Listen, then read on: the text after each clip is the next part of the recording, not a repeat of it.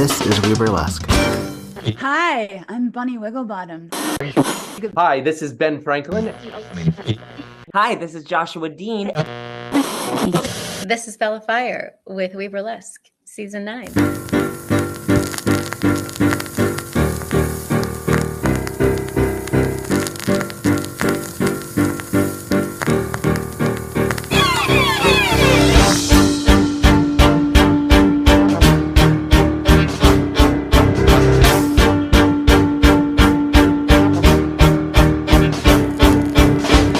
Get right into it. This is We Burlesque the podcast, and I'm your host, Viktor Devonne, and through the miracle of fiber optics, I get to talk to nightlife individuals in the field of burlesque, drag, and cabaret, and today is no exception. I have on the line Frida Lokah. Hello, hello. Hi, how are you doing Hi. today? Glad to have you. As a relatively local individual, you're somewhere in Los Angeles, right? Yep. Yeah, born and raised in LA, so I tend to stick to SoCal spots for the most part. Where else have you traveled to? I have That that performed that I've performed in New Mexico before, back in 2019, so that was a lot of fun. I was on tour with another burlesque troupe, and we were doing a Game of Thrones burlesque. That was really fun. But for the most part, I've been stuck in SoCal for the most part, especially with the pandemic. So I ended up just kind of sticking to my home turf. Yeah. When did you start performing? 2017, I want to say. So Okay. it's been a minute. But that's a sizable chunk before the world fell apart. So, Yeah, as I often refer to it as the before times, you had a pretty decent run before everything fell apart, and then everyone had to reconstruct. I did. I did. I was on another troupe. It was sort of where I got my start, and started in 2017, but obviously had sort of phases of being involved in burlesque and cabaret in different capacities. I remember I kittened for a show when I first turned 21, and kind of like that was sort of it. I just kittened. I don't even remember the show. It was some random show. And then I remember there were a bunch of like random kind of shows going on in random bars that were all looking to kind of do Pussycat Dolls type stuff. Sure. And so I would be auditioning and I would sort of get, get the no or get the, oh, you're not really what we're looking for. You're not our type, and after a while I just kind of got fed up and stuck to teaching for a while, and then a couple of friends of mine who were my coworkers at a fellow dance studio decided to bring me to one of their burlesque shows, and ever since then I was hooked. Yeah. You're classically trained or Yes. professionally Yeah. motivated to dance? Yes, I did start. So, I mean, I started like everybody else, who is a dancer, who is a quote unquote dancer first, the Mm, whole ballet, tap, and jazz. But what's funny is that ballet, tap, and jazz were not my starting point into the world of dance. It was actually mm. ballet folklorico. You're gonna have to break that down for me. I'm sorry. I'm very, very white. No, that's all right. So, ballet folklorico is basically it's Latin and Hispanic folk dance. So, Oh, basically zapateado, everything from flamenco, anything that is Latin folk dance would be okay. encompassed under ballet folklorico or under danza, which would be, all of the more indigenous style dance and rituals that you would see. Wow. What is your heritage? What is the makeup? So from my mother's side, they are Guatemalan, and from my dad's side, they are from Mexico. So my dad is from Sinaloa, and he's actually the dancer. So he taught me everything I know to get started. Yeah. What are some of the components of the folk dancing? Is it largely group? Is it storytelling? Largely group. There is a great element of storytelling, and especially if you go more to the danza side, a lot of that is focused in on the different gods and goddesses. But when it comes to ballet folklorico, it's based on the regions in Mexico specifically. If you're looking at ballet folklorico in Mexico, then you would go ahead and look at the regions. So when you're looking at stuff from like Veracruz, it's a lot of that really beautiful skirt work, very light and airy, and that's where like the one of the most famous dances called La Bruja, where they balance a candle on their head.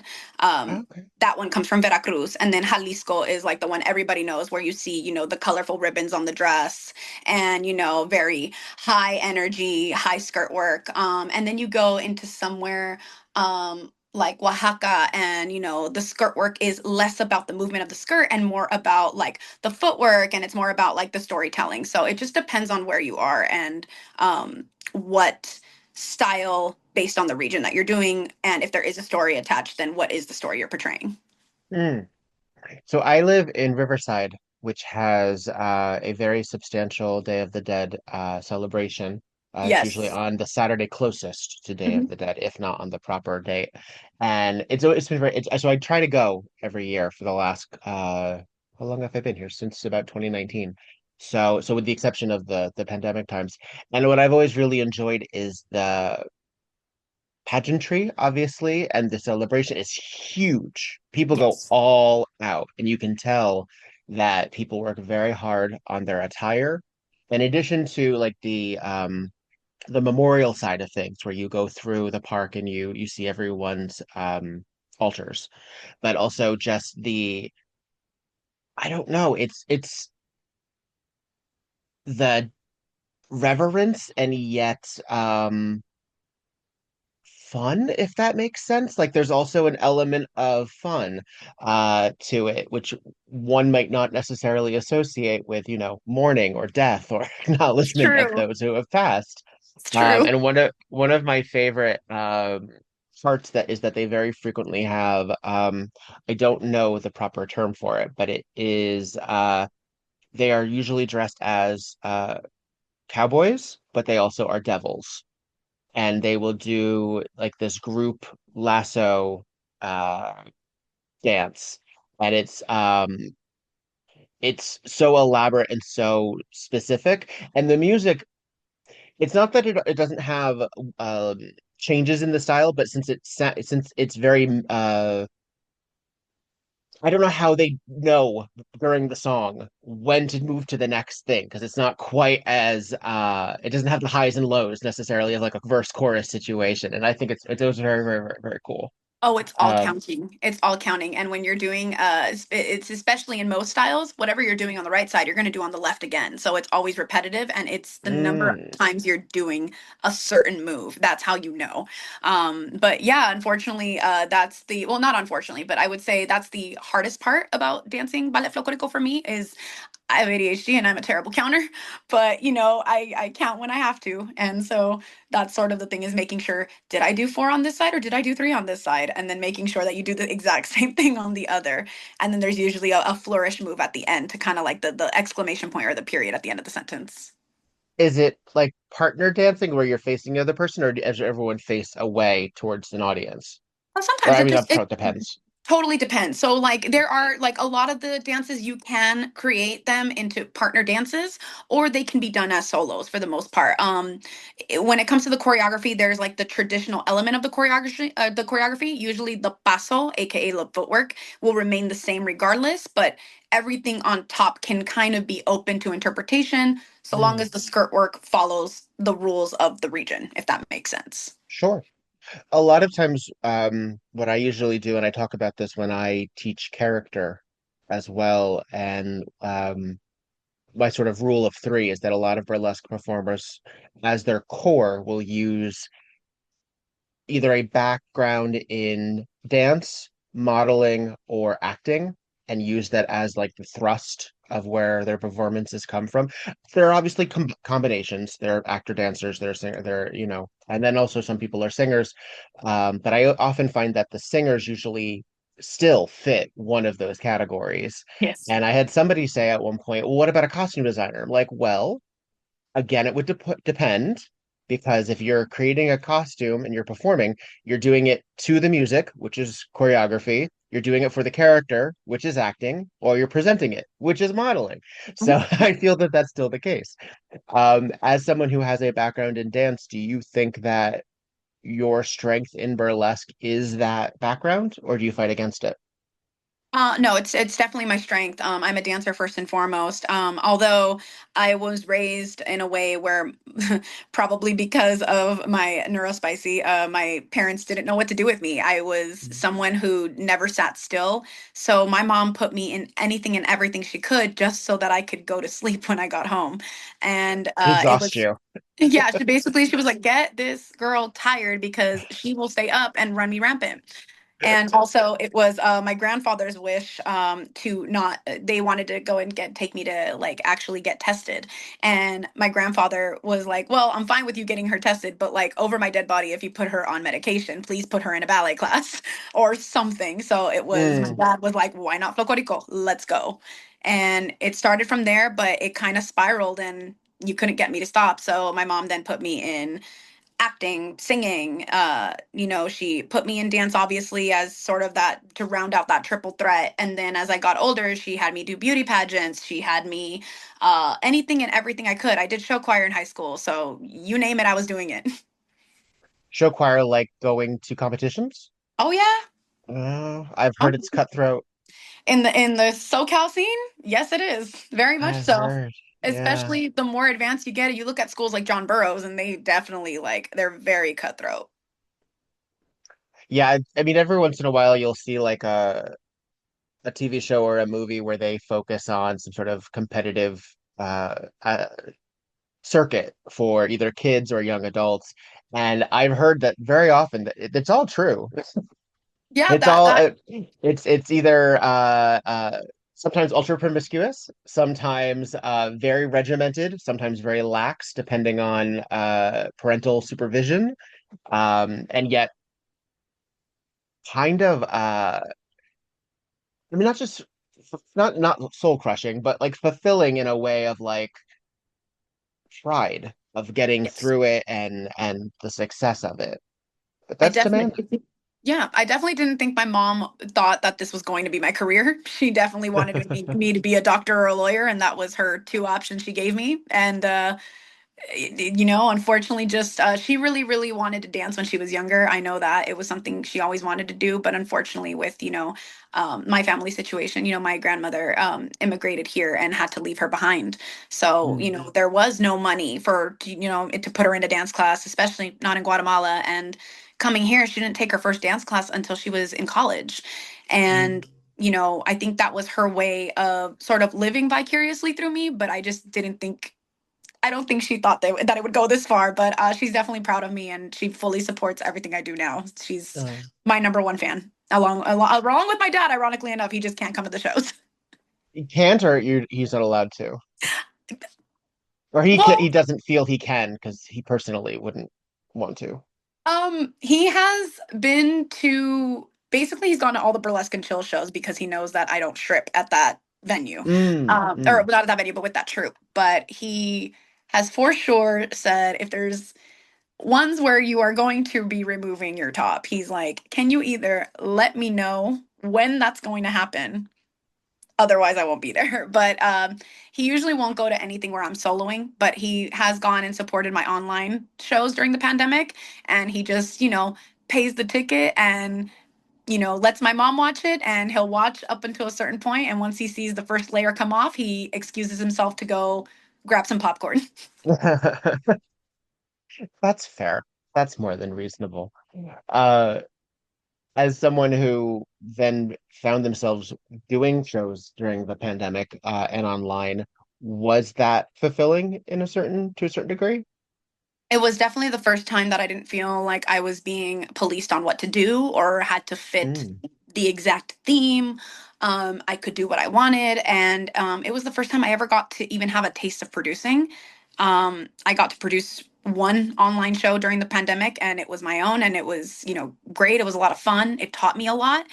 It also taught me to, definitely wait before ever thinking about producing a live show because that's a whole nother beast. And I learned so much from that experience and from learning to go ahead and just be my own director, my own photographer, everything because we had no one during the pandemic. Yeah. Well, we talked about this a little bit before we got started that we as burlesquers have like those 20 little jobs that become the fully formed person. And then adding in the potential of video editing, adding in tech support, being our own kitten, being our own set dresser, being our own pet wrangler, if that came up, Especially with my making sure cats. making sure that all of the pieces fit. The Wi-Fi was still working, things like that. When you were doing those shows, were they pre-recorded or were you going live? I was for the most part, it depended on the show. Mm, There were some shows I was able to do perform live. There were others where majority of the time I would have them recorded just because I felt like I would have more control over the environment.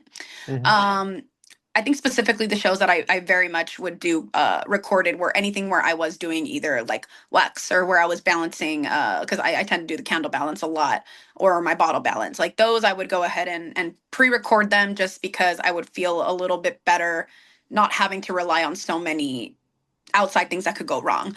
But anytime I was hosting or anytime I was doing a fairly standard act, it was for the most part always live. It was a lot of fun. But yeah, definitely anything that involved fire or any sort of flame. I was like, yeah, let's pre-record this. Did you do those indoors? I did do them indoors, and I had my partner standing by with a bucket of water and a little mini fire extinguisher just in case. Which is exactly the reason why there were times where I couldn't do things live because if he wasn't home for whatever reason, I needed to have a safety somehow. Yeah, yeah. Do you do fire in person still? I do. Mostly it's with a lot of the times it's from my candle balances or from wax. I did just do my first show where I did use actual fire staffs, and that was really fun. And lately, I've been retraining. I used to baton twirl, so I've been retraining how to twirl fire. So that's been a lot of fun, but I'm definitely not ready to bring that to the stage quite yet. It's a work in progress. Hopefully next year. That's fair. Yeah, fire is hard to get the right venue for because a lot of venues will just flat out just say they don't want to deal with it or what have Mhm. you. And coming from uh my time in New York, unless you were at Coney Island, it was a foregone conclusion that you probably weren't going to get to do fire. Yeah, and Too many it's curtains. it's a lot of curtains and then plus a lot of low ceilings. Anything with a low ceiling, Yeah. I tend to be very, but for the most part, majority of my fire acts tend to involve candles. So for the most part, I'm not too scared about candles, but I know some venues still are kind of like, no, please don't, and that's fair. Are we talking about the like the long prayer candles or votives or what kind of candles? Both. I actually have for my wax acts. At first, I was using just regular like BDSM candles, and I found that I really didn't like how they would melt down. So I started Hmm. thanks to no, actually I saw him use the votive candles, and then other BDSM performers also were using the votive candles. Of course, they would either make their own or they would get them specifically done with soy wax, non-paraffin wax, of course. But usually I've been using the votive candles a lot more lately just because they retain the heat. It actually You melts say of down. course, but I don't know why of course. I think the reason I say of course is because just in my brain it seems like a no-brainer, but I realize that probably for others it's not. I don't Um, know the mechanics of it. So you're please, and also this is a safety lesson for Safety folks who lesson. don't know. Tell people why they shouldn't use paraffin wax. Well, paraffin wax is way too hot. That's what Okay. causes the skin burns. So, soy wax, Um, it burns at a much lower level. Paraffin wax can be very dangerous. Unless your skin is, equipped to handle that and you have, skin made of steel, then by all means, if that's your vibe. How do you know? I mean, I guess candles they're labeled, right? They would say what they're made of, right? They should, but some aren't. So that's why you really have Yeah. to know what candle you're using. So for me, I'm terrible at making the candles. I'll be honest. Like if you look at the construction of my candle, they're not great, but I just need them to melt. So that's all I use them for is basically I like the fact that the votive candles retain the heat. I can pre-prep them and pre-light them without worrying about there being a completely open flame. But for the most part, I just think that I'm able to get more out of the candle and more wax to be able to show on my skin. Um, but yeah, that's kind of why I stopped using the other regular BDSM candles unless they're like in an actual vessel of some sort. So putting the candle in a vessel has been my thing. But for when I balance, I use tea light candles because I'll have usually a I've learned this since in my years to use like a shatterproof shot glass with water Mm. in it. So you have to have water in the glass because in case the glass does tip over, the water will extinguish the flame. And I'll still have a safety also present nearby regardless. Yeah, because I guess you wouldn't like pull out a Yankee Candle No. and do it. I don't know. I mean, I guess you have soy beeswax, but I Mhm. don't know. Like, I guess I don't never really thought about it, to be perfectly honest. I'm not for someone who drips candle wax on oneself. Um, I guess as a child, I would play with like the peeling aspect, like the way one would like glue. Yeah, you would peel it off Um, and play but with I it. think I did like it did hurt at one point, and I said, okay, let's not do that again because it probably was too hot, and it probably made like a mark on me that lasted for like 2 days, and I was like, well, we won't be doing that again. That's for sure paraffin wax for sure. But that's kind of why I've started using soy. I just I find it a lot easier. And I just find it a lot more just manageable just because I again there's so many variables on stage and you never really know what's going to happen. That's sort of the beauty and the double-edged sword of live performances is things can go Yeah. wrong. Yeah, and I guess like that's very pay attention, folks, to what you put on your skin, both on stage and, for sex wax, candle wax play. You got to pay attention to what you're doing. But yeah, I'm so vanilla, evidently. I never. You don't strike me as that vanilla though. Well, I don't like, what it is I do my idea of the worst case scenario for death is painful. So I'm not afraid of death, but I'm afraid of painful death, or I'm afraid of torture, or like an extended like period of pain. That I am not into. So That's that's very not fair. that that's is it doesn't like prevent me from doing a whole lot. It doesn't like freeze me. But I'm not into discomfort really. Fair. I'm definitely what's funny is when it comes to like my sex life, I do like a little bit of pain, but for the most part, Sure. but for the most part, when it comes to death, I want it to be as painless as possible and as short Yeah. as humanly possible. So I share the same fear. Yeah, like I remember this is such a strange tangent, but I remember having a conversation about death with my mom. And I'm someone whose birth mother died when I was very young. And so death has always sort of been like around. There's always been an awareness that people could go. And so uh we were just having some sort of conversation about it, and I was like, oh, I wouldn't. I think we were watching ER or something. This is back in like '98. And I was like, oh, I would want to be asleep or like instant. She's like, you don't want to know what that moment is like? I'm like, no, I'm good. No, But I've learned absolutely something not. about you from that statement. Interesting. Absolutely not. No, I'm like, please let me. I used to say, do you remember Titanic? And Yes. one, that movie ruined like. And don't get me wrong, I love the water, I love swimming, but like I can't think of drowning without like Yeah. going to a full like hyperventilative, like I'm panicking type of state.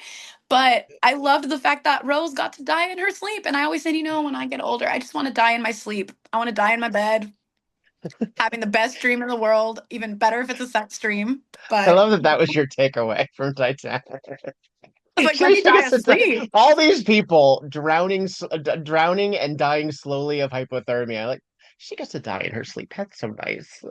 That's so nice considering she suffered so bad. She already I met her know. death Yeah, I know. more than once. So I'm Yeah. No, I I'm think every generation has water ruined for them with with a film at some point or another. I know for some people it's Jaws.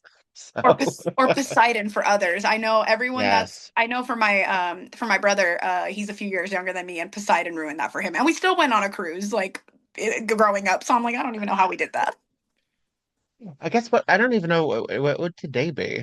Uh we've had a bunch of shark renaissance movies. We've had like the Meg and the Oh yeah, those that's how right. many fathoms under, how many feet under. Yeah, we've had a few of those.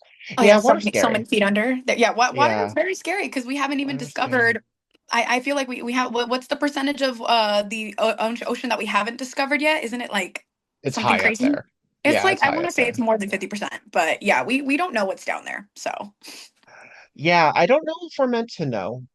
I keep I don't know if I guess as I get older, and I feel this way about the colonial aspect of undigging past cultures as well. I don't know if that's for us. Like I don't know why we decided that we're allowed to. I don't know why we need to know that. I don't No, I to a don't certain know extent, what you're not wrong there. like and the problem is because again with the whole museum concept of like the English and the Americans taking things from other cultures and then putting them on display and them not belonging to those countries. Yes, bullshit, gross.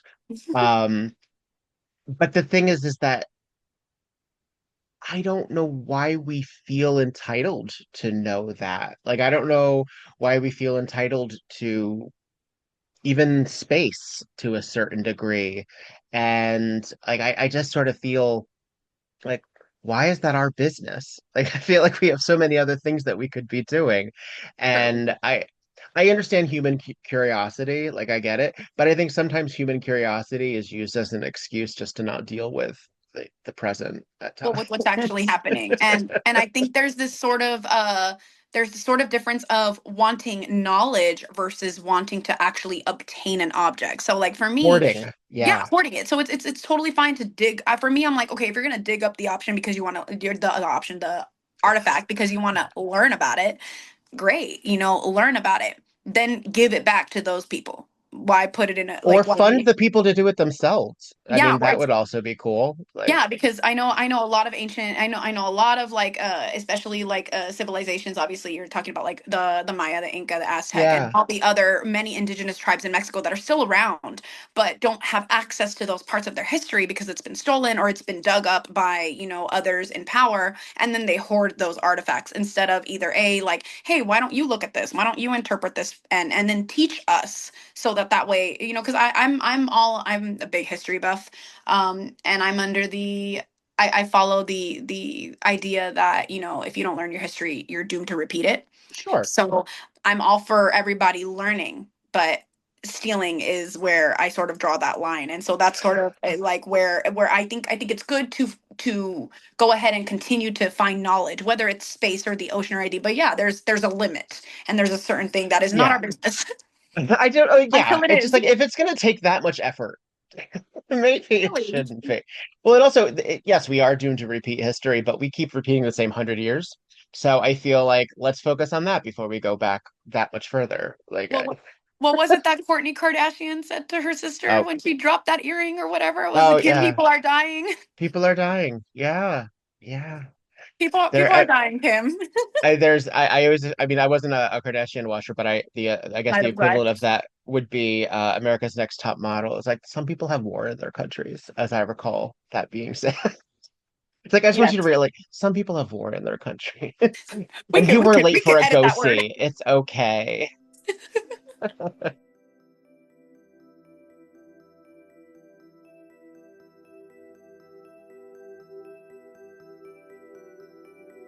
Hey, this is Victor Devonne. I know it's difficult to strategize how to spend money and where that money should be going, and I thank the folks who have found some way to support financially this podcast. Massive love to the people on patreon.com/weburlesque. Thank you very much to Courtney Jones, Dottie Rebel, Charlotte Strudel, Paris Stilton, Luna DeLay, Goosey Gander, Roxy Reverie, Faye Havoc, Tiffany Lane, Madam E, iRed, Shimmy LaRue, Curly Bright, Oliver Swisky, Sebastian Crane, Alex Collode, Bo Bridges, and Stormageddon. Love you very, very, very, very much.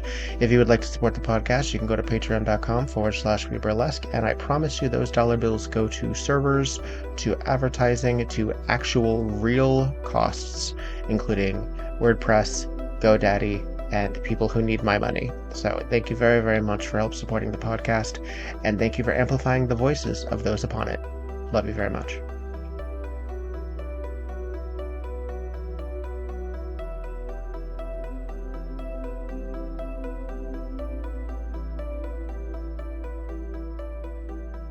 In terms of your transition into burlesque, did that come before or after your relationship with the Rocky Horror Picture Show? That came Well, it's all mixed in. Yeah. So so I found Rocky Horror the same way I found Burlesque, which was by total accident. And actually Hmm. around the same time. I found Rocky Horror because of my uncle. He is a huge collector of antiques. He loves really weird, cool things, and he collects radios and everything under the sun. He's just this really unique dude. Shout out to my Uncle Phil. Because he'll probably listen to this. He loves finding my stuff.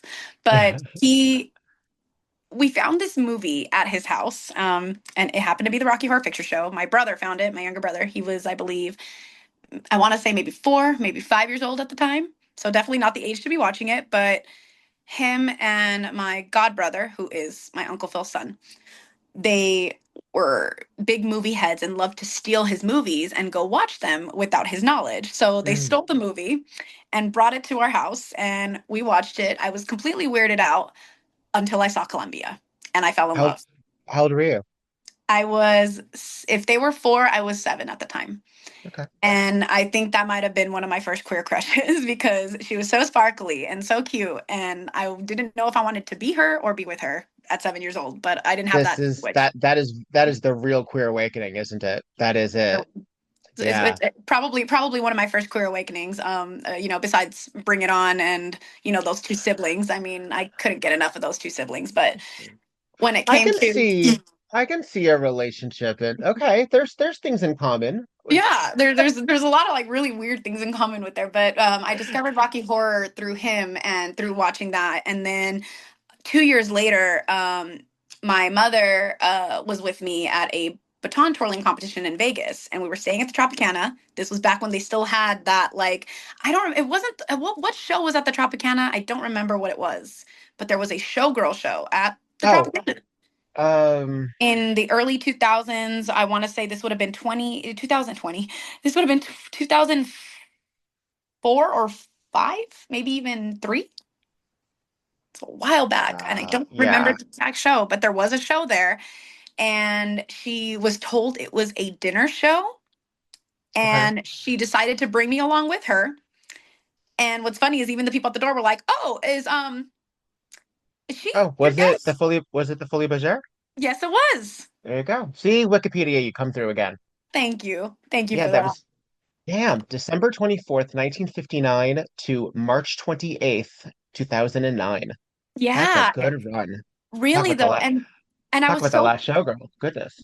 very much so, and I was so blessed to see it because as a young kid I was so enthralled, like just Mm. the lights, the costuming, the dancing. Like these were dancers, and not only, but obviously the opening number is they remove their top and they look to the audience without actually revealing anything, and then there's it'll say like 5 minutes till curtain, and then they run off stage scurrying, covering their tits, and like they just run off. So was anything really super graphic? No, but it was definitely my mom kept consistently looking at me like, remember, they're not naked. Remember, they're not naked. Like just stressing to me that they were not naked. And so yeah, seeing Rocky Horror and seeing beautiful showgirls before age 10 probably Yeah, probably did something to my psyche and probably said, "You know what? You're going to be a showgirl now." And yeah. so it sort of was all mixed in there. But when I actually got started doing burlesque, I had yet to even be on a shadowcast. It was sort of a teenage dream that never got fulfilled, and I sort of let it go up until I decided to take a break in 2021. And I took a hard break from performing, and I said I wasn't sure. And like sort of old acquaintance of mine needed a Trixie one day and was like, "Great, the show's tomorrow though." In true Rocky fashion, like we need somebody, just a You body. got a couple hours notice. That's pretty good. Yeah, I got a 12-hour notice or 12 or 24-hour notice, and I said, "Well, luckily I have some of my burlesque costumes still unpacked. Let's see what I can put together." And glued a couple extra rhinestones to a jacket and made a hat and made it work. Did you do usherette or were you just fancy? I did usherette. I did sort Usherette. of sort of like an usherette style. I did what I could in 24 hours, but I did an Sure. usherette style, and then built upon that and continued doing the shadowcast life even through doing burlesque. My burlesque career kind of took off and I stayed doing shadowcasting because I loved it. Yeah. So have you are this is forgive me for being indelicate, but are you still in your 20s? No, I am actually 31. I'm turning 32 31. next month. Congratulations. Thank you. I just turned 42 myself. Hey. So I'm recording this the day after my birthday, actually. Hey, happy Uh belated birthday. My partner just thank celebrated you. theirs too. Yesterday? No, on Wednesday. On But just Wednesday. See? This Virgo energy. and what's funny is I'm Virgo Venus, so I'm loving the energy right now. See. Um yeah, so from to go from age 7 and then have this time between of finally that culmination. Like if this was a movie, there would have been flashbacks of Very like you much. watching and the stars in your eyes, and then you would have. Well, and it's funny because my mom actually has a picture of me from when I was 3 years old. And for Halloween, you'll never guess what I was. What were you? I was a showgirl. Oh, I was a showgirl, even though obviously it was a very tame showgirl for a sure. 3 year old. It looked more like a flapper, but Uh-huh. according to what my mother wrote next to the album, it says showgirl. Listen, I am all about that happenstance because I have a photo. So I said that my mother passed when I was very young. Before she passed, she would make the costumes for the kids for Halloween, Oh, and I must have been 2 because that's the only time it really could have happened. Uh, I was a clown. I was a clown too. But I was like, well, that's prescient. So, and I was like a frilly, kind of hero, kind of circus. It was a mix. And I keep saying to myself that I really have to get that recreated. I have to Yes, get you do. someone to make that in my present size. I think you could do it. And I think that would be such a beautiful, like, especially because your mother made that costume. That'd be such a Yeah, beautiful dedication to her. yeah, I was a clown yeah. when I was born because they just couldn't find another costume that fit me. I was so tiny. So they were just like polka dots and we'll just put a little red lipstick on her. Cool, she's a Spoon, clown. just a little bit. So I have a question for you. As someone who I don't nerd out about the Rocky Horror Picture Show as much as I used to. It used to be all encompassing because I came across the film when it aired on Fox. This would have been 90 should do the math. 95 maybe. It was for one of the anniversaries and they had like a shadow cast back and forth in front of it. And you can find it because it was actually like it was a big deal. It was a big deal that they aired it because it was the first time it was on TV and they did have to make some edits to it. But for the most part, it was because it was Fox. Which then, of course, is kind of ironic because it was Fox where they did the remake. But And edited it a whole lot more. a whole lot more. We That won't talk should have. about that Fox remake. We can if you really want to. I have a lot to say, actually. So do I. But the thing is that I didn't get it. I didn't understand what I was watching because I only knew Tim Curry from Clue, which I adored. It is still my favorite film. And so I knew he was in it. I could see that by then I had also already seen him in Legend and Home Alone 2, so I knew he was an actor and I understood that part. And I was also what 12 or so at the time this happened. So I had some understanding. But I didn't really get the plot of it and such as it is. And There's a and plot. some oh yes. I will I just love that. That's usually the reaction I get from anyways. There's a plot.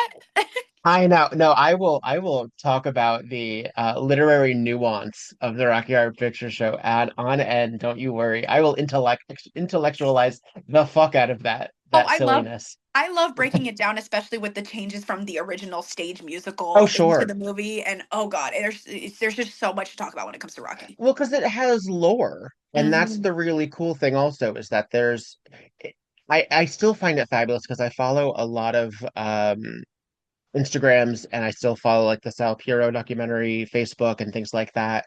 And there's still photos from the set that have never been seen before. This tiny little $1 million movie from 1975 still has unsurfaced documentation that we still are finding it's so wild to me. It is. Um, and it has because it was a failure and then it was a success and then it has all of these uh then no one people and who became legendary who also had other things and then you have shock treatment like I love it all and it has a great score obviously but I do have a question for you when it comes to specifically breaking down Colombia since Colombia was we'll say uh a route for you. Yes, Um, yes. how do you see Columbia? Because she is a complicated, fascinating character beyond the glitz. She's actually really sad in that She's film. she's a very tragic character to me. Yeah. To me, she has the most tragic storyline of all. To me, Mm. she is the classic sidelined performer. Like she is quite literally the person that, never gets the spotlight, is completely sidelined, even though she has so much to give. It's probably where half of my personality comes from. Honestly, I give and I give and I give, and I feel like I get pushed to the side a lot. But for the most part, I will still be just as happily and sparkly and bubbly every time. So I have a lot of like real kinship that I feel towards her. Um, especially even in her love life, like she has this overall arc where, she then, you come to find out, at the end that really she's really in love with Frank as much as she is in love with Eddie. The real love stems from that hurt of being rejected by Frank. And yeah, I think for a lot of performers who tend to feel sidelined a lot, they find a lot of real kinship with her, despite her being a fan favorite, because she is a fan favorite. I don't think I go to any Rocky anything without seeing at least 30% of the audience dressed up as some sort of Columbia, whether it's her pajamas, whether it's her, opening outfit. There's always a version of Columbia that someone is dressing up as. And she's, aside from Frank, she's a crowd favorite. Yeah. I mean, that's also the fun of it is that everyone has a really visceral connection with whatever character from that film that they connect with. It's like whether they play them on stage or not, but usually they play them on stage. Usually that's either a shadowcast thing or it's a cosplay thing or it's just well, they're my personal favorite. Like that's and then we all sort of just look at Frank as this heightened being, even if Yeah. that is also our who we connect with. Yes. And because I think one of the things about Frank is even if you identify with Frank, it's still a he's unattainable. In my an estimation, and everything I'm saying here is just He's my he's perspective on it. he's a kind of ethereal being to me. I don't think he can be attainable. That's the thing, is that you have to have a really fucked up sense of um grandeur to be Frank. I don't think Frank is in fact well, he's not human, so he doesn't have to deal with our form of sanity or our form of ethics or our form of cultural norms, obviously. That's kind of part of the problem. Mhm. Is that he's kind of, by human standards, an awful human being, but Yeah. he's not a human being. And that's sort of the And point. And that's where you that, find empathy. yeah. But so I don't think he is attainable unless I mean, I don't even think if you were a psychopath you could attain it because he still has he almost becomes too human, and that's the problem. I feel that Rick Fra again, I told you I can intellectualize the fuck out of this movie. Oh, same. So and his relationship with Columbia is so cruel, and the and it's subtle. It's a subtle cruelty. Yes, he hacks up a former lover of hers in front of her. Yeah. But the whole like another slice. The whole dismissing of her make it okay you go run the purple onion Hmm. spotlight for my moment Hmm. like like it's so parasitic and it's so not just parasitic there's a phrase for it I forget it's like those birds that groom the alligators I can't remember what Oh, that's I called know which ones you're talking about, but I is can't that think of their names. is that symbiotic is that no It's not symbiotic. What It's do you call birds who groom eggs? leeching. It's like I know what word you're talking about, but I can't think of it at this moment.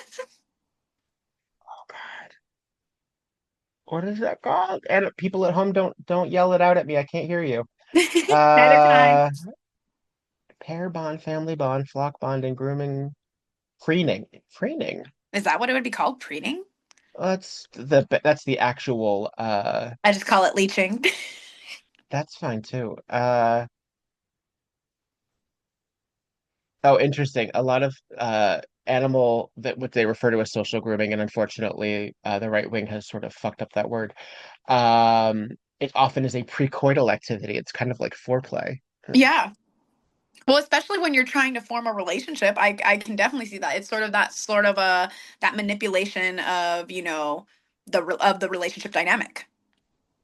Yeah, yeah. And so I find, and because of course Colombia, I don't.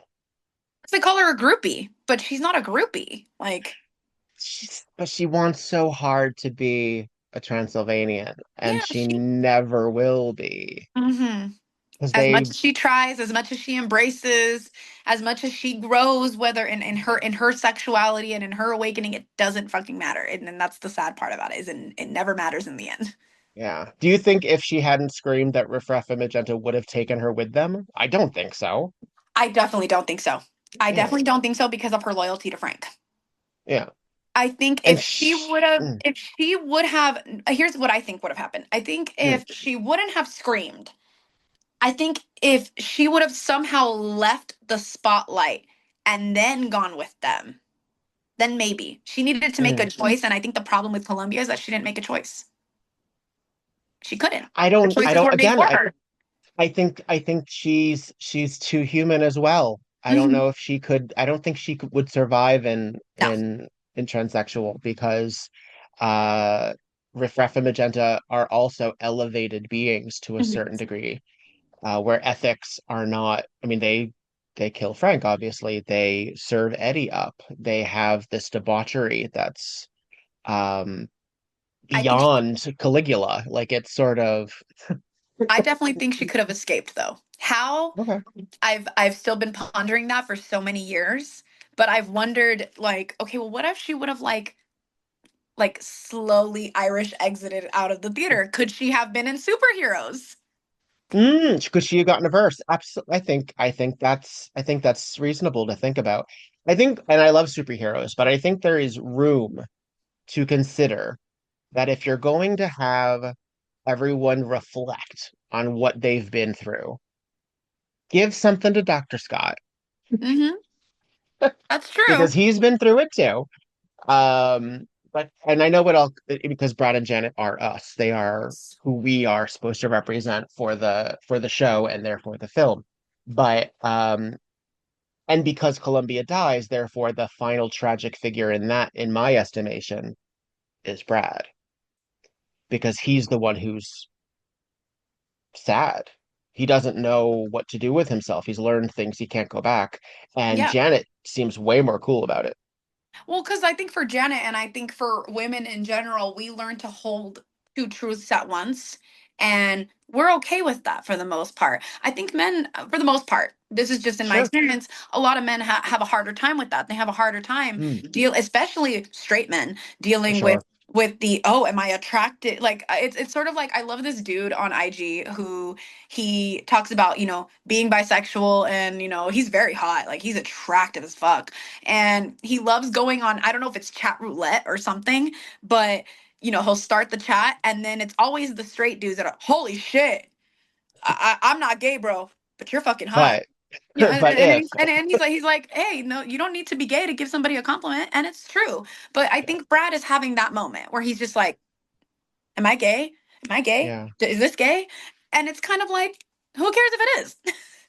Or is it just Frank? Yeah, or is it just Frank? And that is also okay. You Yeah. can be straight and you can say, but I'd fuck Frank. Yeah. I find that because inevitably the sort of bi erasure that we still experience in our culture, that all women will eventually pick a man and all men will eventually pick a man. It sort of fascinating. Yeah. That's usually how we balance it out, is that women will be lesbians for attention and men are just hiding who they are till they eventually, I guess, settle as dick pigs. But it's, I mean, obviously that's all stemmed in massive misogyny and homophobia, but it's is the default very often. And so a lot of either gay for pay sex workers or um bisexual non-professionals. I was gonna say laymen, but that seems like a pun that I don't want to engage in. Uh they're sort of waiting for you to like, oh well, then he must be really gay. Or no, he like, no, I really think you can compartmentalize. I think, yeah, I think a vegetarian can eat a beef quesadilla and still be a vegetarian if they don't like it. Like I feel Like, I mean, or I know plenty of vegetarians who have gone back and forth. I mean, my sister is a vegan who has been, vegetarian at points in her life, has been pescatarian at points in her life, and yeah, then has been like, and now is just vegan. And then veganism I've is met, fluid.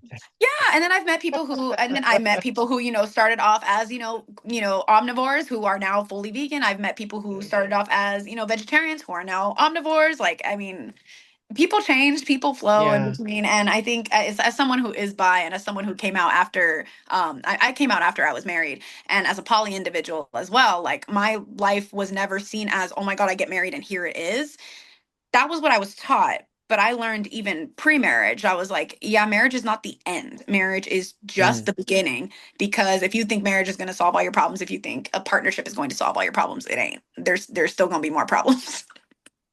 Well, because it is, I mean, it's a lot of it is based in that history that we kept talking about, that we were going to repeat ourselves.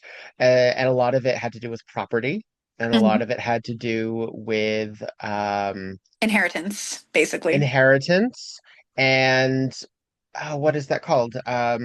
Where you don't mix the bloodlines, you sort of try to keep it, Oh gosh, yeah, yeah, there was that thing, and that then thing. eugenics is a whole nother thing and Yeah. everything else. Yeah, so then Yeah. there's the You eugenics of it know, all. the There's royal family. oh God, the royal family. But yeah, it's all of that, and it's sort of there's this there's this issue when it comes to, especially that whole rhetoric of like, well, a woman will always pick a man and a man will always pick a man. For the most part, I think that with bi erasure, the major problem we're seeing right now is this sort of wanting to take up every lane. Like right now, what I see a lot from bi women and from bi people in general, that to me is a little bit cringy, is the sort of wanting to overtake these wanting to sort of claim the main space. And as like, it's by visibility month, so I'm all for it, but I think there's a certain way we can claim space without taking over the space of others, especially when it comes to like shout out to like my lesbian community. Like, I'm always at sapphic events, but you will never see me with my male partner at a sapphic event ever, unless he is explicitly invited. Hmm. And even then, they know, sit in the corner and please sit down. This isn't for you. Like they're like, this isn't for you. You were invited. You are a guest. You need to sit down in your corner and stay in your place. Mm. And they are fully respectful of that. So I think there's a little bit of that going on right now, which is the bigger issue. But for the most part, yeah, the bi erasure of it all, especially when it comes to the character of Brad, um, there was a lot of that where I wish they would have given him more to kind of play with a little bit and more to explore. And he has a song that was deleted out of the movie. Yeah, yeah. He has a bit more in the show. Yeah, a lot more in the Yeah, show. yeah. And well, that I find also, that also could have its own thesis and college paper, because why the filmmakers, and I include the studio in that, decide that once in a while killed the momentum of the show. Really, the characters' sexual awakening and grappling got in the way of the momentum of the move. Interesting. I think that there's something to be said about the potential discomfort in making that sexual experience somber, and that it should all be fun. It should only be fun. Him having sex with Frank, that should only be like, A one-time yes. thing. Well, not even just a one-time thing, but like, kind of a joke. And it shouldn't I be. mean, it's sort of played for laughs, and that's, I mean, it's still a progressive laugh, so I'll Yeah, forgive it. listen, we love our callbacks. Um, Some of them are a bit yeah, cringy. Like, I mean, we have the, coming, so is Frank. yeah, Like, right. so there's that. It is Oh, played off see, we like a always joke. did on the East Coast. We always did. So is Brad. Interesting. Interesting. Or no, I'm sorry. So is Brad. I said Frank. Sorry, we're talking about Frank. This Okay. is where I thought the neurospicy wires are crossing. I thought that. See, I was ready to go into a whole new tangent about interesting. See, in this area, we put the emphasis on, yeah.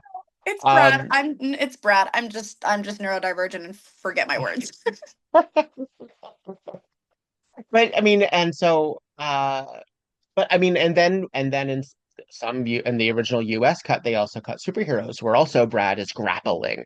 So, and the film in every incarnation, they didn't even do his verse in There's a Light. So Brad really gets short shrifted when it comes to his um reckoning. Yeah, this is why I love going on tour with Barry and being able to talk about it with him specifically. Let's talk about Barry Bostwick. While we're on the topic of Uncle Rocky Horror, Barry. since you have a close personal friendship, the first time I actually believe we met was here in Riverside, Yep. coincidentally enough, Yes, it was. when you were on tour with the Rocky Horror Picture Show with special guest Barry Bostwick. Tell me Yeah. about that. That's Uncle Barry. He's my favorite. He's so sweet. He's honestly, and props to him for still going and doing this at his age. But he is an absolute gem. He reminds me so much of both my uncle and my grandfather. And what's funny is I try not to bombard him a lot because everybody gets very like excited when they see him. Yeah. Especially our cast, but we try to give him some space and we try to respect him. But I remember one time we were up in Eureka, California, if you know where that is. It's up north, basically just shy of I believe a little further than Sacramento or before Sacramento. But we were up there doing a show and we had all flown out there. Barry had also flown out there and we had arrived at a similar time. So we're all taking this little charter bus. And everyone is sitting there trying to debate who's going to sit next to Barry, who's going to sit next to Barry. I take a seat in the bus and I'm, alone. And there are a couple of empty seats all around. Everybody left their seat open for Barry, but he walks in and comes and sits right next to me and is like, "Hi, how are you doing, sweetheart?" And I was like, "Oh, hi. I'm sorry. I don't think you remember me. I don't have my wig on." He's like, "No, no, no. I remember you. I absolutely remember you. You're Trixie. Nice seeing you again." And we just had this really beautiful conversation about his kids and about, just sort of what we were looking forward to with the show and the tour and obviously about his flight. I asked him, "You tired, Barry? Like, do you want to, I'm sure you've had a long flight." And, "Yeah, it was terrible, blah, blah, blah." And it's just nice to be able to go up to Barry and actually ask him about himself rather than just everybody being like, "Oh my God, you're Brad." Does he live in LA? Do you know? I actually do not know. Mm. I've never asked him about his personal life for Mm. like other than like his kids and like Sure. standard stuff. I feel like he has a right to privacy. I feel like Sure, right sure, now sure. in his age, that's the I only was reason. just curious if his flight was around the same as yours, for I'm curious. example. Oh, no, no, no. I remember at that point I think they were coming from the East Coast. Oh, because right, he was still on the tour, right? Yeah, Because I he know was. he is a Californian by birth. Yes, California by birth. I'm pretty sure he still lives here. I don't know where specifically, but Right. probably somewhere in the LA County area, if not the OC. But for the most part, um, he's always around here in LA. And then I know he's still acting from time to time. He does a couple Mhm. of guest spots every once in a while on shows and on different movies. But you know, um, it's just nice to see how this little role that he probably took as a way to pay his bills, like just Mhm. like probably just like because this was an indie film. This was with hardly a budget, and Yeah. Susan Sarandon, also was a very small name when she started when she took on the role. So Mhm. it's just kind of nice to see the impact and seeing someone like that who probably took on this role thinking, it's just going to pay my bills for the month. I'll be fine. And seeing this 50 years later. And they were also of the main cast, the only ones who hadn't done the stage show. Yeah. And Yeah. they felt so out of place because everybody else had this like camaraderie, and Which is now, kind of perfect. yes, and then now, It's kind of perfect for the dynamic of the film, frankly. and it made perfect sense. But now, then you see the camaraderie that like him and Patricia and Nell have, and they're all on the 50th anniversary tour together now. So it's just, I think for me as a performer, it was nice to see someone at his age whose work was still so prevalent and so loved and so honored. And wow, I don't know why this is making me cry right now, almost, but Well, like this struck something, and it's one of those, like, I only pray that I get just an ounce of the career mm, that he has with that, because even if he did nothing, even if he would have done nothing else for the rest of his life, the impact that Brad and that Rocky Horror has on the, not just the queer community, but on, culture at large. You don't go anywhere without hearing the time warp on yeah. Halloween.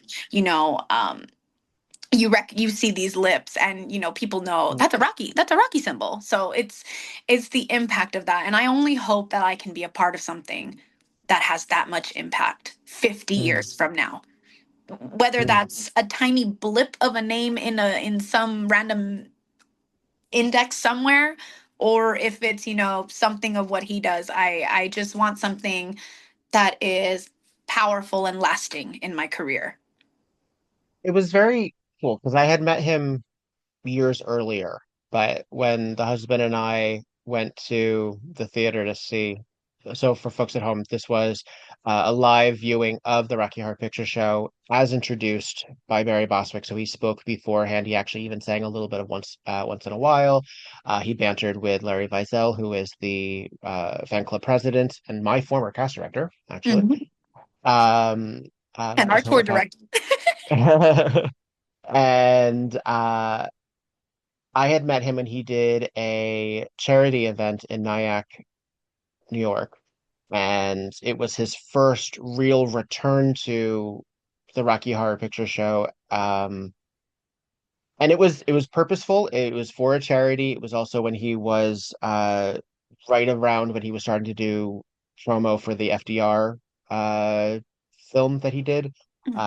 Which is sort of, I think was, what was it, FDR Werewolf Hunter or something like that? Something like Something like that. And he so it was purposeful, but he also, there was respect involved, and so I reminded him of that because we had a moment during the show where he was in the audience, and he and me and the person who played Frank, I was Brad for Barry Bostwick. We did the bedroom scene on top of him, and his wife called during, just to see how the show was going. And he was like, "Sorry, honey, I'm being blown right now." that. Yeah, it was pretty terrific. So I Hilarious. mentioned that, and he of course remembered that because how often does that happen? And my husband, who is in academia and a college professor, he talked about how he talks about Rocky Horror in um, academic terms for queer media, and he was very touched by that. Like he seemed genuinely proud that the film has a legacy, can be intellectualized like that. And I know he was a little resistant to it because he was doing other things. I mean, that's the thing also, is that we as fans get very, very emotionally tied. And to the point where even like, I mean, I'm a gigantic Golden Girls fan. I never need to hear again that B. Arthur and Betty White never got along. I like, it's a Like, we foregone know this. conclusion. We Yeah. know this. But they were two different types of actresses who did still manage to work together for 7 years. And how many coworkers from 30 years ago do you still hang out with? Like, let's be real. That's true. Um, but the fact that he has been able to reconnect with it and also control the narrative by doing his own introductions and connecting with the audience, I think is fabulous because he doesn't have to do that.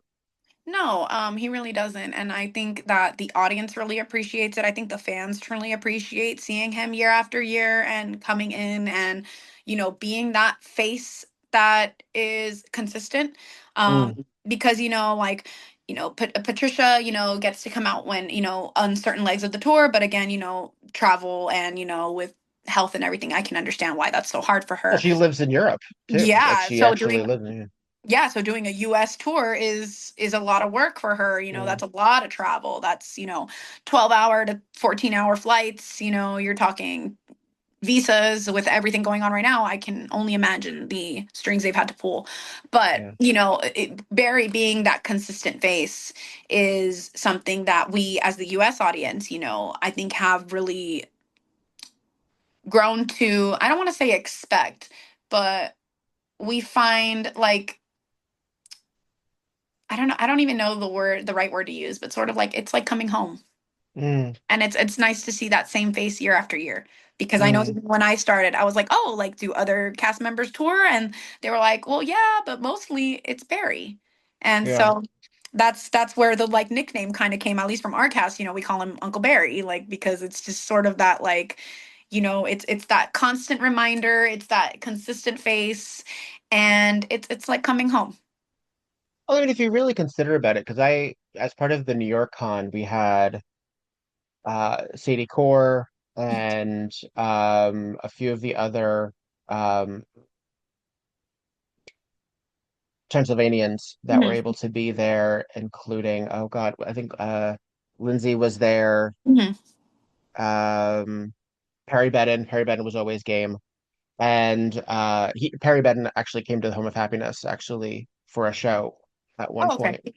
And the audience just didn't know how to like even know how to connect. Like we were like, what do we say? And I think somebody at one point said like, so whose idea was it to paint the nails of the David statues? Harry Bedden doesn't know the answer to that question. I'm sorry. Oh no, I would have I immediately know what to ask every Transylvanian, because every Transylvanian, their costumes are so unique Oh, from sure. I would have asked about individual costume choices. Why Sure. did you pick this hat versus that hat? Why did Yeah. you decide to put your glasses on, but someone else decided to keep theirs off? Why did I would have I have so many questions. How hard They were was it to so learn? high. Yeah, and yeah, and how hard was it to learn that choreography high? Because I still have trouble with that damn time warp choreography, and I'm sober. Well, to be fair, it's multiple cuts. It's two cuts. So If you look at it, they're never facing the I same know. way You're never in faced between away. cuts. So I'm just like, which way? And especially Yeah. me, like I helped choreograph a little bit for my shadow cast, and just going like, wait, which way are they supposed to be facing? Wait, but then it switches. But then Yeah. Yeah. I think learning Rocky was a whole nother, that learning that role was, I never want to have to learn something like Rocky again, because of how often he would, depending on the camera angle or whatever the Yeah. camera frame would switch, he'd be doing something different. And I'm like, really, I was just doing It's something else. it's well even Columbia, like her hat is off in some moments too. Like there are And things then like it's back that, on. but then it's back on. And they I talked to oh God, this is years ago at this point, but Kimmy Wong was also at the New York. We actually took her back to the airport and hung out with her for a bit. There's a I would photo of have her. I would have died if I would have seen Kimmy Wong there. Oh yeah, no, she was lovely. She was a little overwhelmed by New York. Fair And enough. she lived a very private life at that time. I believe she worked at like the Hard Rock Cafe in London, and she was no longer like a working actress. So to have like this different world, America, no less, post 9/11 America in New York City, was sort of jarring. And so she was like, I really need someone to take me to the airport. I really like I'm not going to be able to do that on my own. So me and my roommate took her there. There's a photo that somewhere lives on some hard drive somewhere of us together. And she's like, now let's pose where I'm your mother scolding you. And you just have to go with that. Like, okay, sure, I love that. I I don't love know that you have. why. I love that. When you find that image, you need to I'll post have that to look. somewhere. Especially this year, considering it's the 50th anniversary. You have to post I this. know. That's true. Have you met as we wrap up our Rocky Horror references, and audience at home, thank you for allowing us this moment. You knew what Yes. you came for. You know Thank you what for you nerding came with for. us. Have you met Lil No? No, not yet. Okay. And we were slated to meet her this year. Unfortunately, I don't think it's going to happen. I think another cast has that show, which is fine. Please, the more the merrier. Please, let's share the wealth when it comes to this tour. But there was a moment where we were there was talks about us doing like the Vegas show on Halloween night last year that ever ended up happening. And then the same thing, there was talks about us doing a show with her this year. Didn't end up lining up, just, with the cast in the areas that they're in. It ended up working out better with another cast. But I have gotten to touch her corset, which I Hmm. definitely I had a woo moment when I saw Larry bring that corset out, and I said, "Is that the Because is that corset? yeah, The corset?" And he's like, "Yeah, this is one of the two." yeah. And I like immediately went into like the oh my god, and he just looked at me, he's like, "Are you crying?" And I'm like, "Just give me a minute. Just give me a minute. Like just let me have a moment." And even my cast director's like she's fine. I promise. She's fine. Just give her a minute. She'll be professional again in two It's a holy seconds. grail moment. It's like the Turin. Like, yeah. Right. And I had Yeah. just and I had spent so much work on my costume, even though that fabric is near damn impossible to find anymore. But Yeah. I did it all rhinestoned, and I just was sort of like I just had a moment where I was like, oh my god, this is full circle right now. I can remember seeing that corset for the first time on the screen, and now I'm literally seeing it right in front of me.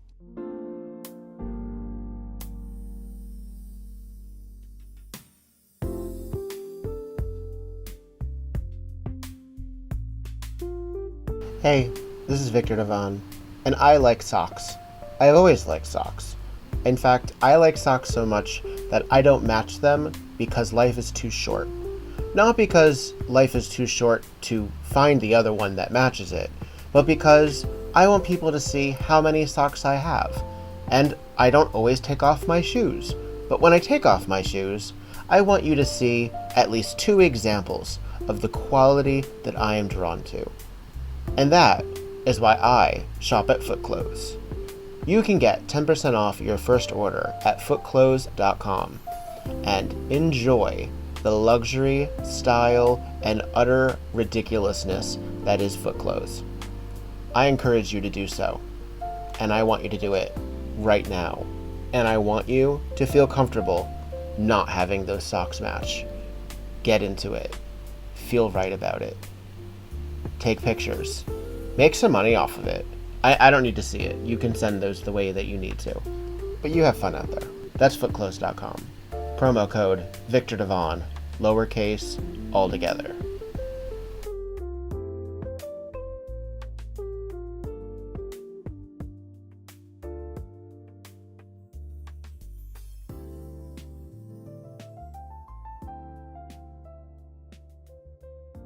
So Yeah.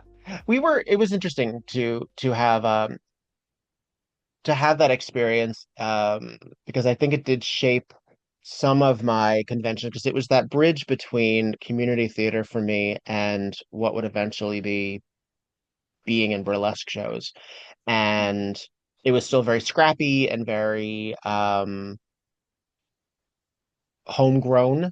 mhm. We were we I would say we were pretty professional, all things considered. We did have our cast issues that, until LiveJournal came around, were between us.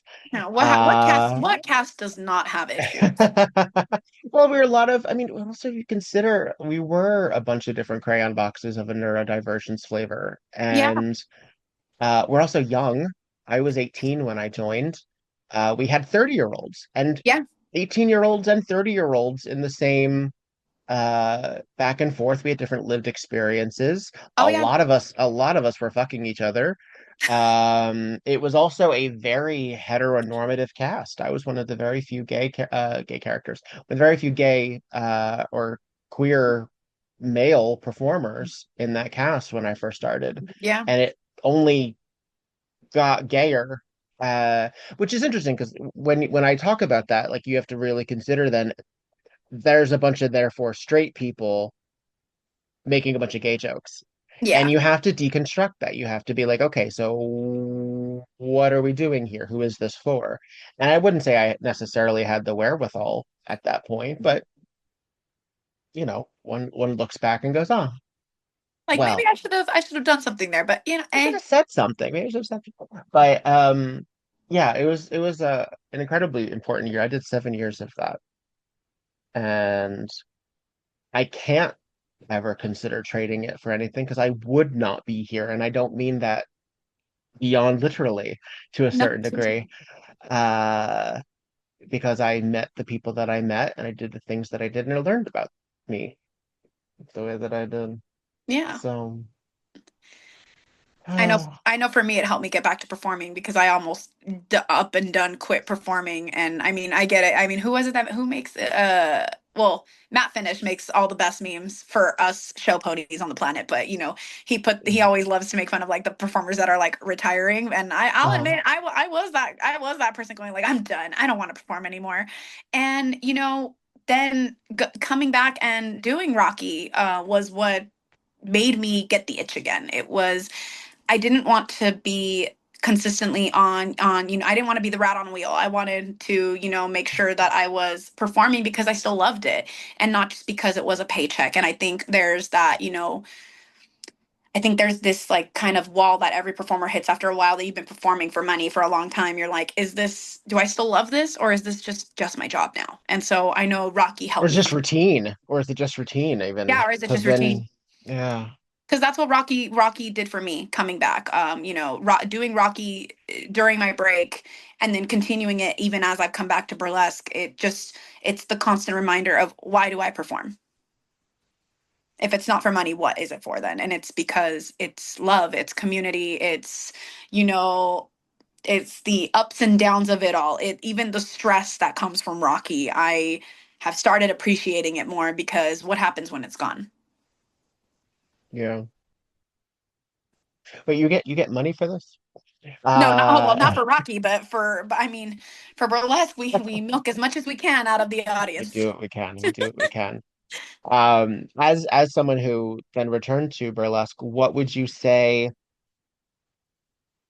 besides any mental changes that you had accrued, excuse me, over the time of your break? How do you approach performing as a soloist? We can talk about the group stuff too, because you're also part of the Burlesque and Chill.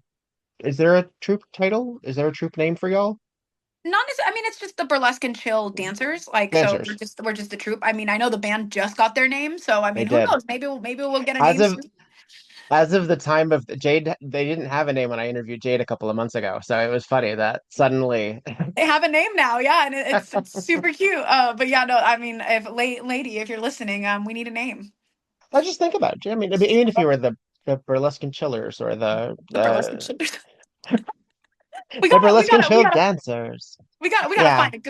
find a good name for this. It's now on my list of topics. But for sure, definitely as a soloist, I had to learn to I think one of the major things that was stopping me from coming back was what happens when I'm coming back and there are so many I saw so many performers that began after me essentially who were now like headlining big shows and who were doing major festivals. And I was like, well, how is this going to look? I'm coming back in essentially at, at the time I left at, my 4 year mark and then came back around the 5.5, 6 year mark. And I was like, you know what is this going to look when I'm doing all these smaller shows when people who were, essentially either right beside me, at the time when I started are now like surpassing me. How's this going to make me feel?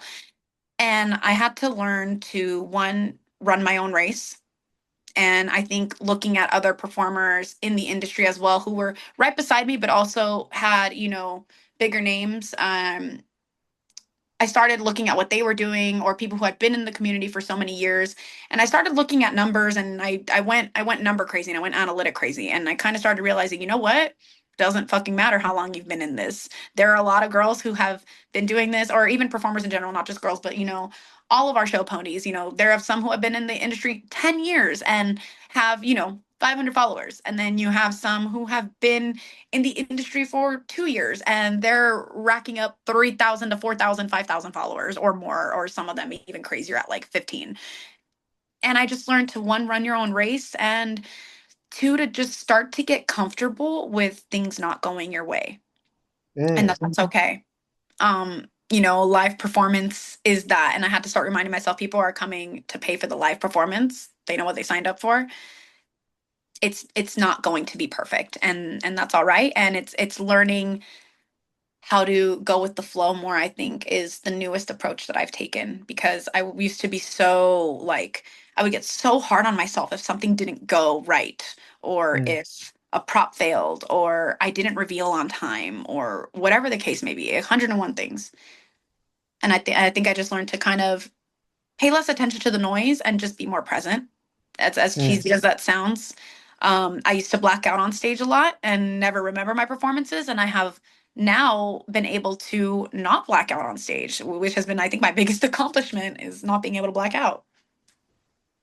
Being present, being Yeah, like taking it in. Yeah. and Do you? slowing down. Yeah, because I think Yeah. it was, I took it. I used to take it as a compliment when people called me a firecracker. Now I take it as, even though people are still giving it to me as a compliment, I take it as a, oh, I gotta slow down. I'm not paying attention. I'm going too fast. That means I'm not Hmm. I'm not savoring it. Hmm. And so I've learned to savor being on stage a little bit more, rather than just high energy and excitement. Hmm. Well, I mean, do you think that one of the reasons that you would black out or not necessarily allow yourself to absorb the moment was fear-based? Or were you I so distracted by the activity? I think it was both. I think it was Uh, it was a sense of perfectionism, for sure. For me, growing up, there was this sense of being perfect, and if something wasn't done right, then why do it at all? And hmm. learning to let go of that, while I understand it, and you can hold space for that, I've learned that it's not the end all be all, and that Hmm. sometimes it's better to just do something, even if it's not right. It's better to do and learn in the process, rather than you know having to think that you just need to be 100% fully realized and fully complete, and that there's space to grow. Hmm. Yeah. And there is something also to be said about being present when you are not a soloist on stage, because you have to be there for your partners that you're working with as well. So that does require focus as Yeah, well as communication. Yeah. I will say, though, I've never blacked out when I'm with other people on stage. I've only Hmm. blacked out solo performing. Was that true even as Trixie? um yeah, my first Hmm. couple Trixies I went out, I blacked out. I don't know what I did. And I don't think I fully started being present in Trixie, even.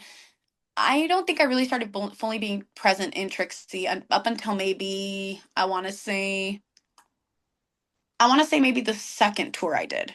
Then I started being a little more present in my Trixie, and less. I blacked out a lot less. Hmm.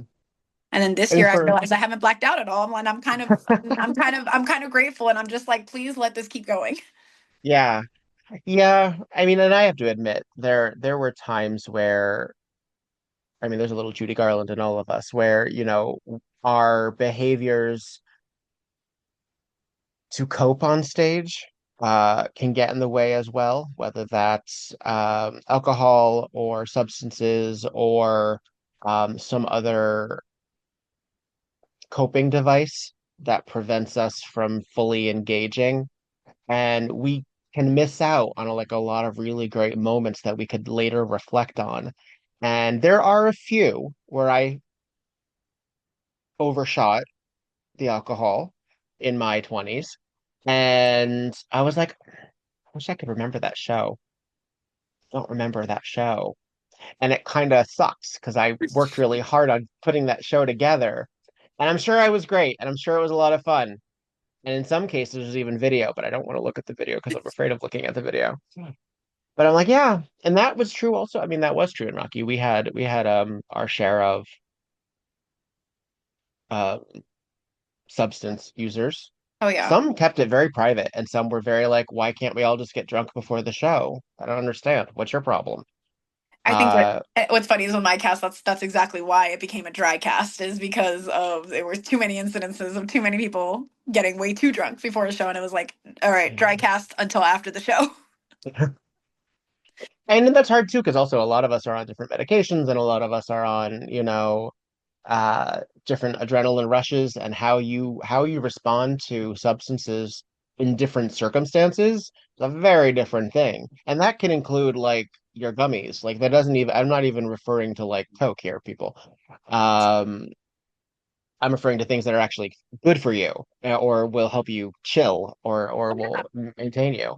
But if you're too chill and you don't have the reflexes, That's a you're gonna whole hurt someone. You're gonna hurt yeah. someone. You Yeah. won't be ready for that person, and I think that definitely happens obviously more with groups or partner dances, especially when I started doing like my partner Trixie. I definitely and I was making my partner do some crazy stuff, but I definitely wanted us to be fully present, and obviously like by that point the cast had become dry, so there wasn't any concern about that, but I would have definitely not wanted to do partner Trixie if it was not a dry cast. That would have been very scary. Yeah. I mean, no judgments for anybody. As long as you didn't hurt anybody, you got home Yeah, safe and nobody was mad at you. You lucked out. But there are a lot of people who didn't get home, did piss somebody else off, or did hurt themselves. So yeah, and that's always the scary part. That's always yeah. the scary part. But I know I have my one glass of champagne usually before a show, and that's like I'm solid. Just a little prep, A maybe a little lip. backup at intermission. There's a little Yeah, lane stretch in us all too. Uh, that's my go-to drink. I learned that from Dita. I the definitely stole that bubbles. from her. Yeah, oh yeah, she said bubbles, and I was like, all right, bubbles then, but not beer because then that's like I feel like heavy, I feel gassy, but like Because champagne. yeah, that's Yeah, and it's basically heavy. bread. Yeah, it's Yeah, basically bread. But yeah, the champagne, every time. yeah. Yeah, I was watching I'm late to the game, folks, so don't get mad at me, but I was late to watching Hacks, the TV show, which I know is was a big gay favorite for many years, but it's the HBO show with Jean Smart. And there's this one scene where her assistant says, "Oh, you're not drinking a martini. That's usually your drink of choice." And they're in like this dive bar. She says, "I don't trust these people to make a good martini. You never get a house red because it's not going to be good, but you can get a good house white because even if it's bad, it's good and cold." I'm like, Hmm. "That's right." Exactly. This is why I never ask for a French like at certain bars. Like I'll just ask for a split. And then even then some people look at me like, "What?" And I'm like, "A split." And they're like, "What does that mean?" And I'm like, "The little mini champagne bottles." Like that's all it is. Just a That's all split. it is. It's all fun. Little split. Um, are you about to go on another Rocky Horror jaunt? They Tis the are. season? Yeah, 'tis the season. We're just trying to figure out what shows I'm going to do, considering that now, burlesque has definitely shot up a lot more, especially since really going more full time back into burlesque. So Hmm. I am still doing. Hopefully, I am doing the one in. I'm hopefully doing Pachanga. That'll be with Barry, and then I am debating right now. We're deciding if I'm doing the Halloween show or not, which would be the home show. But as of right now, those are the two that I'm doing, and then for the most part, mainly right now it's prepping for like burlesque and chill. They have their two screamtacular shows, so that's what we've been prepping, and then I'm actually getting to solo for the first time during their virtual one, so that'll be in October. Nice. Very, um, very cool. so that'll be fun, but yeah, so mostly, so yeah, there will be some Rocky, of course, 'tis the season, but for the most part I don't get to do full legs like I have done in the past years. Sure. Yeah, full legs and lips. Full legs and lips, yep, exactly, So as when you are as we wrap, I want to talk a little bit more about your solo burlesque interests. When you are performing as a showgirl, as a burlesque performer, what usually comes first for you? Is it the song, the look? Do you craft your own materials? What's that like for you when you're constructing an act? I do craft my own materials for the most part. I don't sew very well, so I'll be honest that most of the time I will get the base costume purchased or made for me, and then I rhinestone and make adjustments and sew snaps and do what I have to do. Um, but I think it depends. So for example, um, I really wanted to do like one of the major routines that I have that is one of my favorites is my La Llorona routine, which is it's a mix because it's technically done in the style of La Bruja, which is it's the white Veracruz dress, and I'm balancing a candle. Um, but I obviously knew that I didn't want to do La Bruja because a lot of people wouldn't understand it, especially the American audience or people who aren't Latino. They wouldn't really get it. So I had to then sort of flip it and I said, okay, well, white dress, you know, there's a candle. The candle is supposed to be a symbol of guiding the dead to the afterlife. So La Llorona makes the most sense. So it started more as a concept, but then you have like my namesake routine, which it was both my name and the song. I grew up loving La Vida Loca by Ricky Martin, Hmm. and I used to dance it all around my house when I was little. So obviously the name and the song kind of correlated, and the song came first that way, and then the costume came after. It's always a different story, so it definitely depends on what I'm doing. But um I've started learning in recent years, especially since leaving my first burlesque troupe and going more solo. I learned how to actually structure your routines and how to structure your costumes, and I've learned mainly from both Bella Sin. I'll give her all the credit in the world, and of course, even our reigning queen, Jezebel Thunder, who said, create a costume that can work for anything. Have costume pieces that can mix and match instead of playing to a theme all the time. Play to an idea or to a concept that's a little bit more free, and then that way you can mix and match. Like I have a red costume that I use as a saint, as a devil, and Mm. as an sort of like a priest. And I've done it all three, but it is the exact same costume. The only thing that changes is the headpiece. That's just working smarter. Like, Listen, I am a, low middle class, like, no, no, no. Like, I am a low middle class, performer, and I don't got too much money, so I make do with what I got. one of the best pieces of advice I ever heard Pearl Noir say was get an outfit and come up with at least three different styles of music that you can perform to that outfit with, because then you'll get a classic, you'll get a modern, and then you'll get the art piece. Like, I love that. And Pearl's so smart. Oh my gosh. yeah, I watched Pearl like a hawk. I mean, I love her. yeah.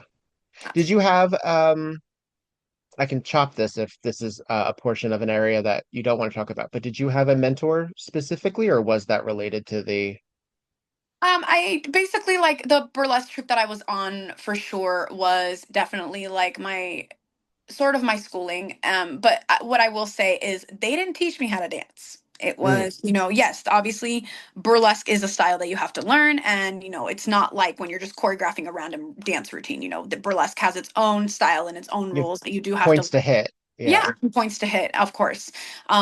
However, I will say that it taught me both the good things about burlesque, and it also taught me about the things to watch out for. It taught me all the ins and outs that I needed to know to be prepared in going off on my own, both good and bad. So it was my high school, basically, is what I would compare it to. It was my high school. Mm, yeah, I can see that.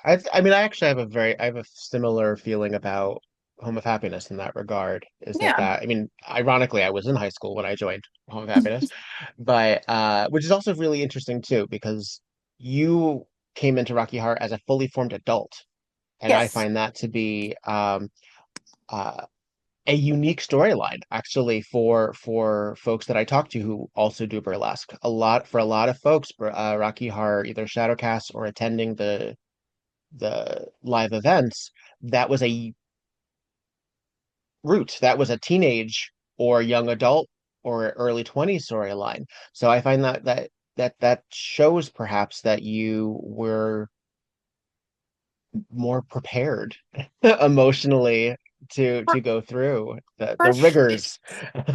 For sure, but I think part of it is also like I think it's important to heal past parts of yourself as well. It's not necessarily that you have to go back in and really, harp on the past, but I think for Mm. me it was something that I hadn't done that had always been something that I wanted to do, but of course, you get taught, well, they don't make money, so you need to find a job, and I was graduating school, so obviously, work came first. So right after college, I was auditioning heavily. I was doing background work. I was doing that whole LA dancer thing. So, and then right away I went into teaching. So for the most part, I never really got to have that. I never got to have Oh, that opening experience. And then doing, jumping into burlesque, and then having the pandemic hit me really hard. I needed something where, again, I wasn't creating for somebody else and I was actually having fun, and that it was something that I could essentially kind of rinse and repeat. It was the same show being done, but I still had freedom to go ahead and learn other parts. I had freedom to try things, of course, because it's not so serious. It's not super serious theater where you have to follow everything to the T. You can have fun. You can throw in gags. You can change See something what on works. stage Yeah. and see what works. Yeah, you Yeah. can, so long as you have consent, you can try things. Like me Yeah. and my magenta would always do stupid shit during our, during Toucha, and that would be like our favorite thing is to add something different during Toucha every time. So, Well, also as a traveling Rocky Horror person, also certain theaters would require you to do certain things too, yeah, exactly. So depending on where you were. it Yeah. so it gave me a lot of that freedom back again, and it reminded me how much, again, like that I loved performing without there needing to be a paycheck. It gave me that reminder while still reminding me how important it is to have a paycheck and perform, because how would I put food on the table otherwise? But You're also an artist. yeah, but you're That's also the an thing. artist, and Yeah. I had to heal the artist, because the artist was the one that was suffering, not the professional. The professional was fine. It was the artist that was suffering, and I needed to go do something to heal the artist. So as an adult coming back to Rocky, it made more sense for me. But that's, again, what reminded me that everybody has their own race, everybody has their own story, and everybody has a different starting point. Perfect. I mean, I can't follow that up. I think you summed it up perfectly. I really appreciate the time that you've spent and me getting to know you and geek out about Rocky Horror. I as often as it comes up on the pod, it's been a minute since I really like talked about the nuance. And again, Yeah, we barely scratched the surface. So I would love true. to geek out with you again, even further, much Anytime. more. Anytime. Uh, Fantastic. I hope at some point or another to break another stage wing with you. I know we had one show at Burlesque and Chill, but I'd love to see you again and share some stage time with you. Absolutely. Um, Hopefully that will come to pass sooner than later. In the meantime, can you tell the folks at home the ways that they can keep in touch with what you have going on? Yes, you can find me on Instagram at La Frida Lokah. La Frida Lokah is spelled LAFRIDA LOKAH. A lot of people don't realize that there is a triple pun to my name. So if you can figure out the triple pun, please tell me, because I love hearing and discovering when people actually see it. As far as shows go, you can find me quarterly at Burlesque and Chill. And I am also with Locals and Locas in Laguna Beach, and that is, I try to be there at least 2 to 3 times a month, but I'll be there twice this upcoming month, and you'll also see me virtually for Screamtacular as well. That's what I have coming up so far. Fabulous. Well, I look forward to finding you here and there. And Absolutely. happy Halloween early as it is. It's Happy now early officially that. Halloween, and happy early Dia de los Muertos as well. Indeed. And thank you so much for being a part of this. I look forward to watching you thrive. Same. I look forward to seeing you again. All right, darling. Folks at home, thank you for listening. Do the follows, the likes, all the things that make me happy. And you can also throw some dollar bills at patreon.com/We Burlesque. If you would like to follow Frida, which I encourage you to do, please go to the footnotes and the links will also be there as well. My darling. Mwah.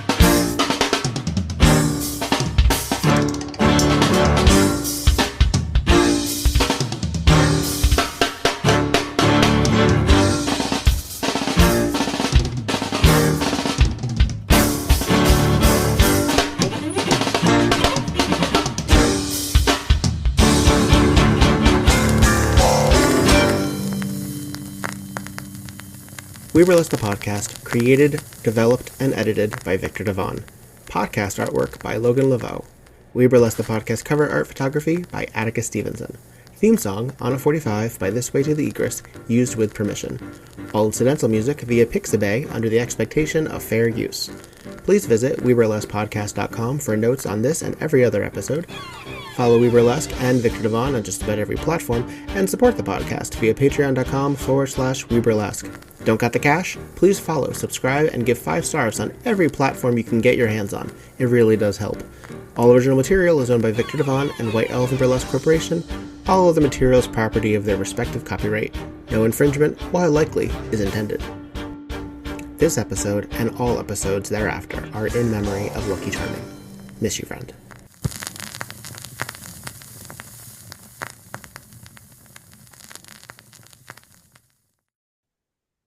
And that's it. Woohoo! Tonight on Murder, She Wrote. Hooray! Hey. Yeah. It's kind of Piper Laurie and Brenda Vaccaro, the love child. Thank goodness. I want to know her. Nails. Yeah, where's her series? That's what She's I want. fabulous. The son is Joaquin Phoenix. I know, isn't that nuts? And he is an ugly little kid. I'm sorry. We're just like, hey, remember when this guy was in this obscure Broadway show in 1976? Right? Look at him in those tight pants. Yum. Well, because there's not But a we lot do really get- going on. It's Yeah. supposed I mean, unless you're listening to the dialogue, which frankly, audience at home, you can do without us. We're just Yeah, learning do your own about work, some of these damn it. backstory. But Right. Boswell put her up to it. Yeah. And then Trish had to be killed because she realized that Boswell didn't have her interests at heart because Teddy was the inheritor. Yeah. Playing her like a fiddle. Oswald knew it, and Trish just gulped it down like one of those martinis, And then tossed it onto the law. and then lost her head. Poor Trish. Trish loses her head. This is Viktor Devonne, And this is Petra Fried and this is Tonight on Murder, She Wrote.